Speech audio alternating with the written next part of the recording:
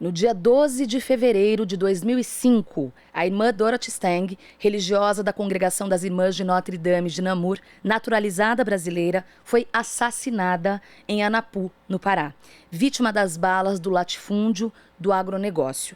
Nesta semana, muitas homenagens estão sendo feitas em memória do trabalho da missionária para marcar os 16 anos do crime. Vamos lembrar que Dorothy atuava pela CPT, a Comissão Pastoral da Terra, contra o avanço justamente, o desmatamento, enfim, de fazendeiros, madeireiros e grileiros, especialmente na região do Xingu. Sobre tudo isso, vamos falar agora com a advogada popular Jesus Gonçalves, a quem dou meu bom dia. Como vai? Bom dia, tudo bem? Bom, para a gente começar, doutora, eu queria saber qual o legado de Dorothy passados aí 16 anos desse crime brutal.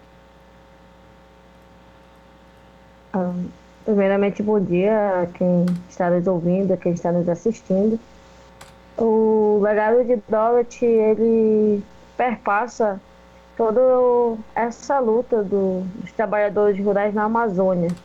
Não somente na região de Anapu, na região de Altamira, mas também por todo o Pará e por toda a Amazônia.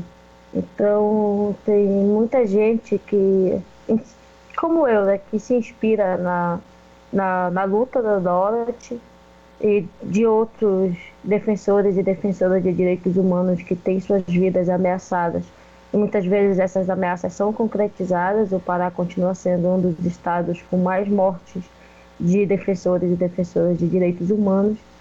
Então, o legado dela é esse legado de defesa da Amazônia, de luta não somente no meio ambiental, mas de luta pela vida dos trabalhadores e trabalhadoras rurais e dos pobres da Jesus, Amazônia.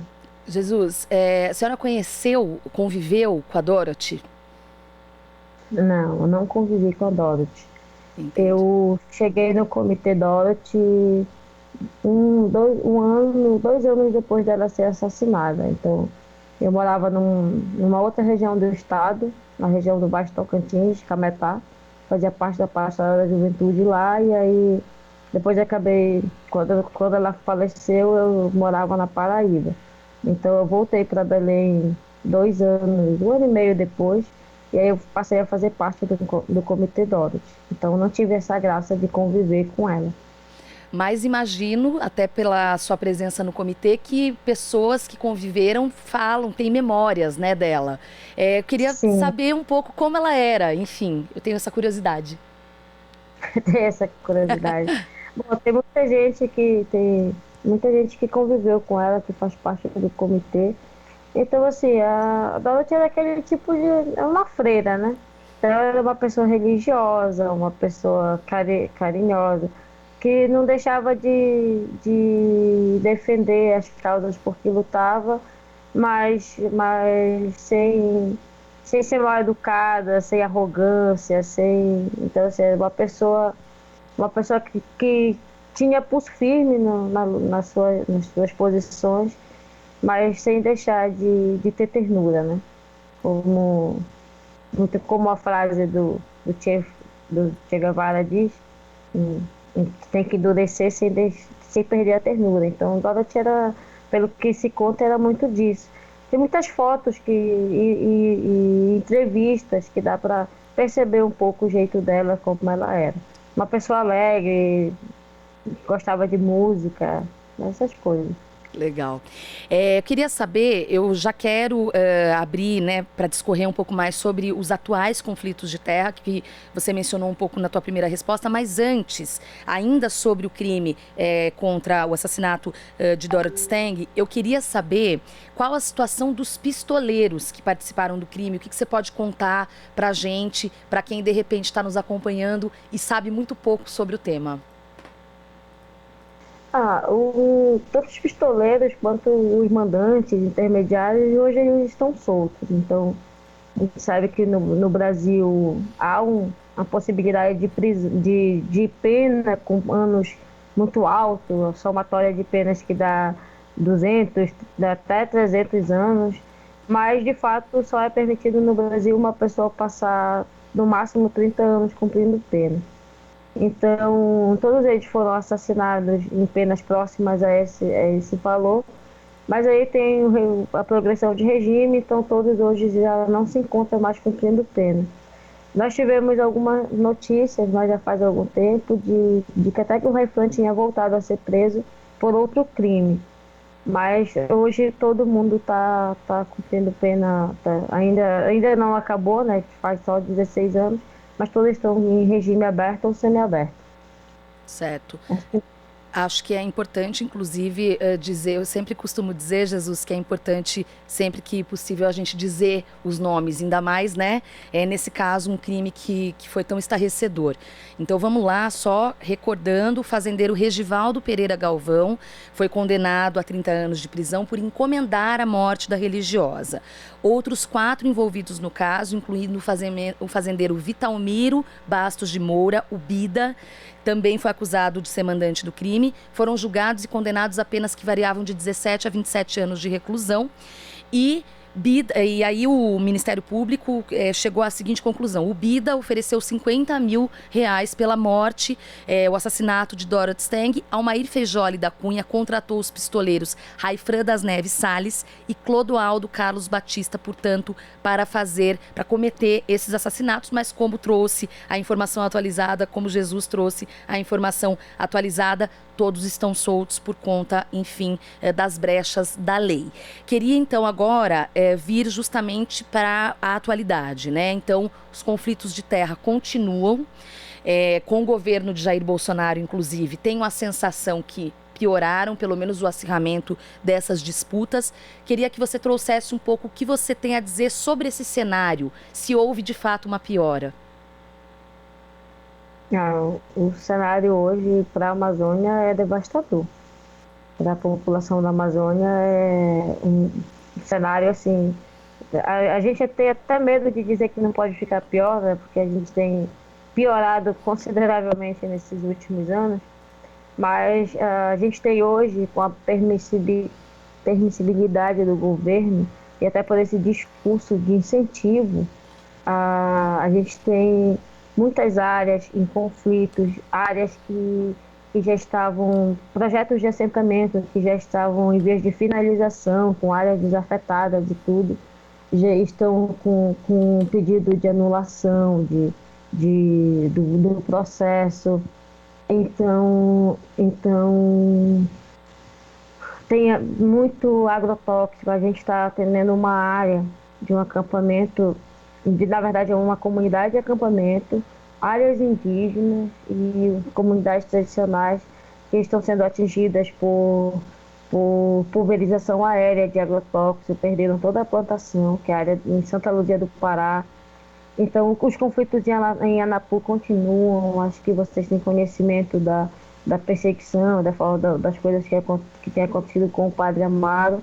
Então, assim, tem outras ameaças, outras pessoas que tentam continuar essa luta e ameaça. Situação de redenção do massacre de Pau d'Arco. A gente teve semana passada, no dia 26, acho que dia 26 de janeiro, a gente teve outra pessoa, uma testemunha do massacre assassinado. Então tem a perseguição ao advogado que atuou na defesa das vítimas do massacre de Pau d'Arco, sendo perseguido, foi preso, passou uns dias presos agora no início de janeiro. E aí, assim, uma clara armação e perseguição mesmo. Então a gente tem um cenário muito difícil, mas desafiador, que nos deixa, quanto mais houverem ameaças, a gente espera que as pessoas vão despertando para lutar e se posicionar frente a tudo que vem acontecendo. Então, o desmatamento aumentou muito, derrubada de madeira. A gente teve, no final do ano passado, a apreensão da maior quantidade de madeiras, né? Mais de 5 mil toras de madeiras de lei da Amazônia. Nossa. Então, assim, fora o que a gente não tem conhecimento, né? Então, o número de ameaças a defensores aumentou muito. Então, a gente voltou até quando foi início da semana, A gente teve outra situação de um defensor de direitos humanos assassinado em placas também aqui naquela região de Altamira. Então como a gente costuma brincar no Brasil, toda a gente não tem um minuto de sossego, né? Então a gente tem esse cenário agora aqui. Então, mas é um cenário de esperança. Quanto mais os desafios aparecem, mais a gente espera e aparece gente também para somar na luta e fazer frente a essa situação. Então, é isso. Que bom te ouvir falando de esperança, né? Porque é o que acaba sendo combustível para essa resistência. Antes da minha próxima questão para você, eu só quero dizer aqui que você estava se referindo, né, ao trabalhador rural Fernando dos Santos Araújo, né, que foi de fato assassinado aí, como Jesus trouxe essa informação no final de janeiro, que era sobrevivente e testemunha do massacre de Pau d'Arco, e o Vargas, né, que é o advogado que inclusive a gente trouxe aqui informações ao longo do mês de janeiro, que felizmente agora está solto, mas ainda respondendo esse processo repleto de inconsistências, enfim, e com evidências de perseguição política. Eu queria perguntar sobre a região do Xingu, da APA do Triunfo. Do Xingu, a APA, que é uma área de proteção ambiental, e que eu soube recentemente que tem sofrido bastante pressão de avanço do agronegócio. Eu queria saber um pouco sobre essa relação com áreas de proteção e o avanço do agronegócio, considerando que a gente tem no Ministério do Meio Ambiente uma figura como Ricardo Salles. Como que você tem observado essa questão do próprio desmatamento, como você mencionou? Eu queria que você falasse um pouco mais sobre isso. Bom, como eu disse, o discurso do governo, em geral, ele é esse discurso de incentivo, não somente de dar permissão, mas de incentivo a essas situações. Então, quando um presidente ou alguns de seus ministros vai em rede nacional dizer que não vai ter 1 centímetro de terra para sem terra, que a Amazônia é nossa e não tem que ser protegida, automaticamente você tem todo um público que esperava ansiosamente por essas permissões, autorizados a fazer o que sempre quiseram fazer. Então, assim, as áreas de proteção, não somente a APA do Xingu, mas as áreas de proteção na Amazônia, elas têm sido invadidas e desmatadas de tal forma que a gente até não, eu fico muitas vezes até me perguntando quando é que vão deixar de ser áreas de proteção, né? Porque não vai ter muita coisa a se proteger. Mas, assim, intensificou muito a partir da eleição do governo Bolsonaro e depois que ele assumiu o governo. Então, não quer dizer que não existia antes, existia. Mas quando você fazia uma denúncia de desmatamento em área de proteção ambiental, você tinha uma melhor resposta, você tinha algum tipo de investigação e até mesmo algum tipo de punição. Então, assim, a invasão e a ânsia por desmatamento e por derrubada nas áreas de proteção, que são áreas de floresta, então, assim, sempre existiram. Mas você tinha uma frente melhor de enfrentamento. Certo. Hoje não, hoje você denuncia para o IDEFLOR, você denuncia para cima, você denuncia para o IBAMA e você não tem resposta, você denuncia para o INCRA. Eu tenho cansado de enviar ofício denunciando situações. Escreve um ofício e aí responde, estamos averiguando a situação e pronto, e aí fica nisso. Então a gente não tem respostas mais, mas isso não quer dizer que a gente não vai continuar denunciando. Então, assim, eles podem ter certeza que a gente vai continuar denunciando, a gente vai continuar defendendo, porque minimamente a gente precisa proteger. Não é também ser aquele tipo de proteção que você não pode tirar, como diz na linguagem camponesa da Amazônia, não pode tirar uma vara de lá que está cometendo crime ambiental. Não é isso. Mas, assim, imagina, você imagina uma apreensão de mais de 5 mil toras de madeira. Acho que 43 milhões de metros cúbicos de madeira. Isso não estou falando de madeira branca, madeira que em 4, 5 anos você tem você tem uma árvore a ponto de corte de novo. Estou falando de castanheiras, de bacurizeiras, de cedro, de madeira de lei da Amazônia. Então, árvores que você não vai conseguir recuperar nem tão cedo. Nossa. Então, assim, continua essa, infelizmente, e quanto mais avançando por causa dessas permissões. Essa situação que eu te citei de Santa Luzia, a gente tem várias outras áreas, até mesmo de assentamentos, entrada de invasores para derrubada, para reserva legal de assentamento de comunidades.